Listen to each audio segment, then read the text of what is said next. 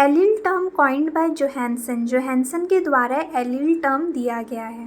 Allele is the alternative form of a gene present in the chromosome. Gene का ही अलग अलग form या अलग अलग रूप को ही एलील कहते हैं। यहाँ थोड़ा कन्फ्यूजन हो सकता है एलील और ट्रेट में, क्योंकि दोनों का मतलब लगभग सेम ही होता है। ट्रेट में भी हमने पढ़ा था वेरिएंट ऑफ अ कैरेक्टर या जीन, मतलब कि अलग अलग रूप किसी जीन या कैरेक्टर के, उसे हम क्या बोल रहे थे, ट्रेट। और यहाँ एलील में भी हम वही पढ़ रहे हैं कि जीन के अलग अलग रूप को ही एलील कहते हैं। पर डिफरेंस ये है, ट्रेट्स हम तब बोलेंगे जब जो रूप है, जो फॉर्म्स हैं कैरेक्टर या जीन के, वो हमको विजिबल होंगे, दिखाई दे रहे हैं, तो उसे हम क्या बोलेंगे, ट्रेट। जैसे कि एग्जाम्पल में अगर प्लांट हाइट वाला कैरेक्टर या जीन है, उसके दो फॉर्म्स होते हैं, टॉल या ड्वार्फ। ये जो टॉल या ड्वार्फ वाला जो प्लांट हाइट है वो हमको दिख रहा है, विजिबल है, अब हम जो टर्म यूज़ करते हैं वो होता है ट्रेट। जब हम जेनेटिक लेवल पे बात करते हैं तो उस दौरान जो टर्म यूज़ करते हैं वो होता है एलील। एलील को एग्जाम्पल से समझते हैं, जैसे कि पी प्लांट का सीड शेप ले लेते हैं। पी का जो सीड शेप होता है उसके दो रूप देखने को मिलते हैं, राउंड और रिंकल। ये जो सीड शेप है, राउंड या रिंकल, वो हम देख सकते हैं, ये विजिबल है, तो इसके लिए हम ट्रेट टर्म का यूज़ करेंगे।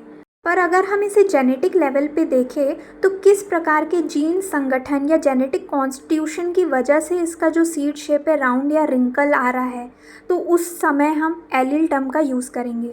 अगर जेनेटिक लेवल पे देखें तो सीड शेप वाला जीन है, उसके दो फॉर्म्स हैं या दो रूप हैं।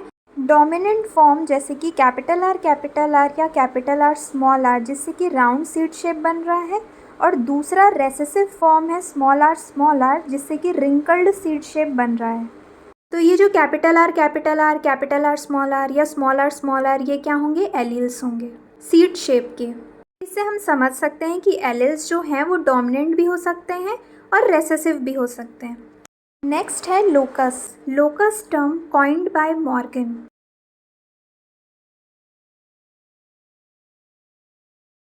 आप इमेज में देख सकते हैं, इसमें example P seed shape, P के बीज का आकार लिया गया है, जिसके दो रूप होते हैं, या तो डोमिनेंट एलील प्रेजेंट होगा, कैपिटल आर या कैपिटल आर जो कि राउंड शेप बनाता है।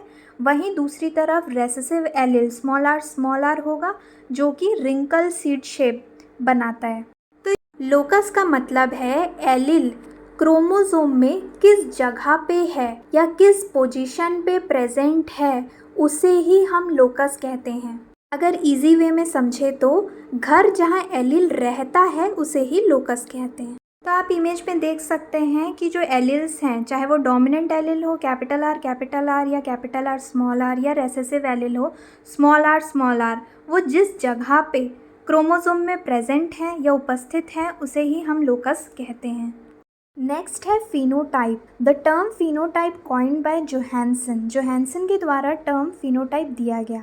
फिनोटाइप मतलब होता है actual appearance of an individual. Phenotype कहने का मतलब है कोई भी इंडिविजुअल हो, उसका जो बाहरी रूप होता है उसे ही फिनोटाइप कहते हैं। अगर पौधे का एग्जाम्पल ले, जैसे दो पौधे लगे हुए हैं, उनमें अलग अलग कलर के फूल लगे हुए हैं, तो आप ये बता सकते हैं कि इस पौधे में कौन से कलर का लगा है, उस पौधे में कौन से कलर का फूल लगा है। तो इनका जो बाहरी रूप है, जो आपको दिख रहा है, विजिबल है, वो क्या है, फिनोटाइप। उसी को ही फिनोटाइप कहते हैं। वैसे ही प्लांट हाइट की बात करें तो एक पौधा हमको लंबा दिखाई दे रहा है, एक छोटा दिखाई दे रहा है, मतलब कि उस पौधे का जो एक्चुअल अपीयरेंस है, मतलब वो एक्चुअली किस तरीके से हमको दिखाई दे रहा है, उसे ही हम फिनोटाइप कहते हैं। वैसे ही ह्यूमन के केस में भी किस तरीके से कोई व्यक्ति हमें दिखाई दे रहा है, उससे हम उसको बता सकते हैं कि ये मैन है या वुमेन है। तो जो बाहरी जो उसका रूप है या जो एक्चुअली वो हमारे सामने जिस तरीके से दिखाई दे रहा है, उसे ही हम फिनोटाइप कहते हैं।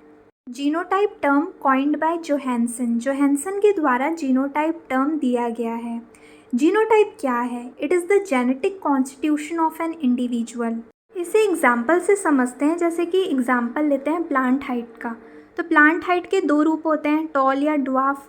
तो टॉल प्लांट कब बनेगा? अगर उसका जेनेटिक कॉन्स्टिट्यूशन मतलब जीन का जो संगठन है वो कैपिटल टी या कैपिटल टी स्मॉल टी होगा, तब वो टॉल प्लांट बनेगा। वहीं अगर जेनेटिक कॉन्स्टिट्यूशन जीन का जो संगठन है वो स्मॉल टी है तो प्लांट कैसा बनेगा, ड्वार्फ बनेगा। तो इसे ही हम जीनोटाइप बोलते हैं। नेक्स्ट है वेरिएशन, विविधता means difference among the individuals in a species which may be either due to genetic constitution और एनवायरमेंट। इसका अर्थ है किसी प्रजाति में व्यक्तियों के बीच अंतर जो या तो आनुवांशिक संरचना या पर्यावरण के कारण हो सकता है। किसी स्पीशीज़ प्रजाति में इंडिविजुअल्स के बीच में, व्यक्तियों के बीच में एक न एक करेक्टर्स अलग होने के कारण उनमें डिफरेंस, वेरिएशन देखने को मिलता है।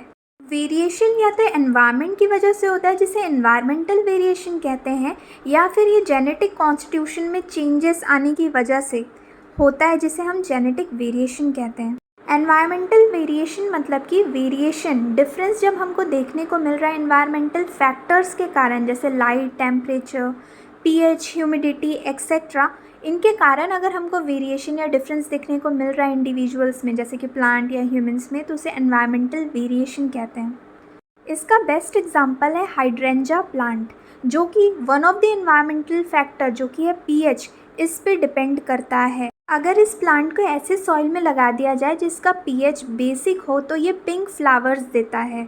वहीं अगर इस प्लांट को ऐसे सॉइल में लगा दिया जाए जिसका पीएच एसिडिक है तो ये ब्लू फ्लावर्स देता है। वहीं दूसरी तरफ जेनेटिक वेरिएशन मतलब कि अचानक से डीएनए या जीन्स में चेंजेस आने की वजह से जो वेरिएशन या डिफरेंस देखने को मिलता है इंडिविजुअल्स में, उसे बोलते हैं जेनेटिक वेरिएशन। जैसे आप इमेज में देख सकते हैं कि जो टोमेटो है वो अलग अलग शेप, साइज़ का दिखाई दे रहा है। मतलब कि इन प्लांट्स में ज़रूर कुछ ना कुछ जेनेटिक लेवल में चेंजेस आए हुए होंगे इनके डीएनए या जीन्स में, जिस वजह से ये एक दूसरे से बिल्कुल अलग हैं, साइज़ में, शेप में, कलर में। तो यही क्या है हमारा जेनेटिक वेरिएशन।